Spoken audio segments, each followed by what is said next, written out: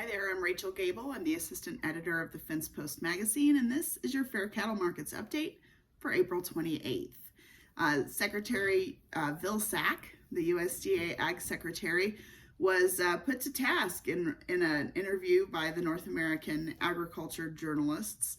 There was a wide range of subjects, but boy, at the top of the list was whether or not the Biden administration plans a land grab, and if a plan to reduce beef consumption is on the way from the Biden administration. Vilsack said no to both of them. He said that a discussion about a land grab is really off base. He said there is no intent to take land away from farmers. The goal is to give farmers opportunities.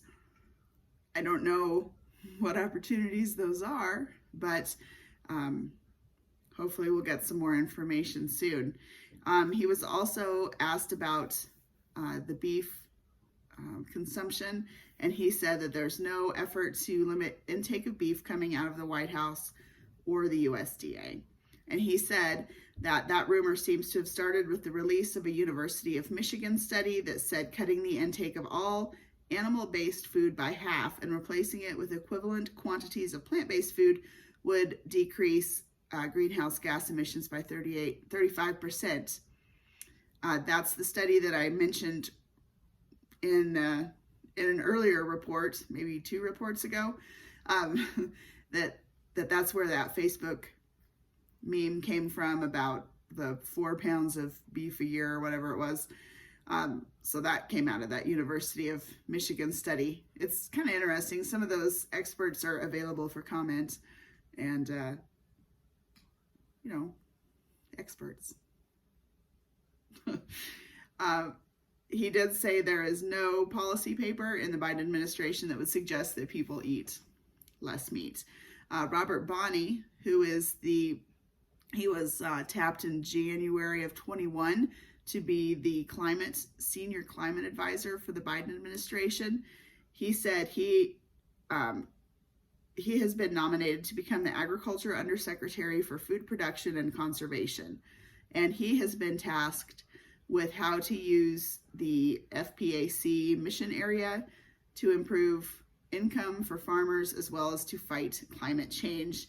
I did check into Robert Bonney a little bit because I'm not very familiar with him, but he has co-authored 2 reports since 2019 working for Duke, and both of those did not rely on those UN numbers, yay, but they also recognize that agriculture plays a major role in conservation and carbon sequestration, as well as he has been praised for finding workable solutions for all stakeholders when it comes to climate. So for what it's worth, those are both pretty positive. On a personal note, I have a request. I'm working on a couple of different projects, and they all very much depend upon historical research and personal accounts, memories, family stories, that sort of thing. And I am looking for those sorts of things about National Western Stock Show way back in the day. I'm looking for stories about Amachi in the southeastern corner down in Grenada, that era. And I'm also looking for some memories and stories about farming in the 1940s, specifically dry land, sugar beets, that sort of thing that would have been in southeastern Colorado.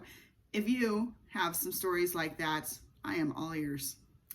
You can reach me at rgable@thefencepost.com, or you can always call me 970-768-0024. I'm Rachel Gable, and this is the Fair Cattle Markets Update for the 28th of April. See you tomorrow.